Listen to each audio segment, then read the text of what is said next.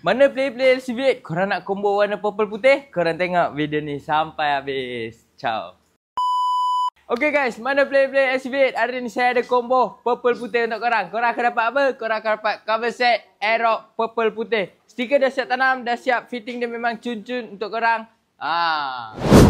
Okay guys, cover set dah lawa. Takkanlah headlamp standard ni. Saya bagi headlamp Dino Pro Shuriken. Korang boleh tukar-tukar colour ikut cover set korang. Item seterusnya kita bagi hot item. Inner hitam kilat diamond original HLY. Korang akan dapat A to Z. Sampan bawah, cover rantai. Fitting dia jangan cakap memang cun-cun untuk korang.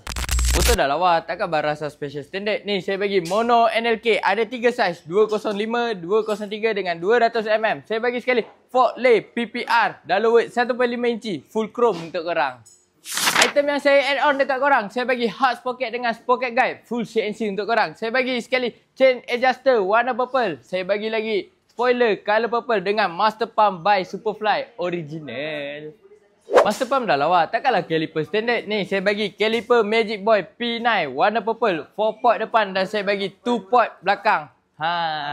Caliper dah lawa, takkanlah sport rim standard. Ni saya bagi sport rim Superfly by Project X. Dah siap hitam kilat. Saya bagi sekali disc PPR 267. Saya add on sekali Salaya full purple, washer purple untuk korang. Tak payah pening-pening kepala nak pakai skru apa, nak cari kat mana. Okey, yang mana berminat dengan combo ni? Berapa saya nak bagi kat korang? Saya bagi 3,900, siap pemasangan dan siap post.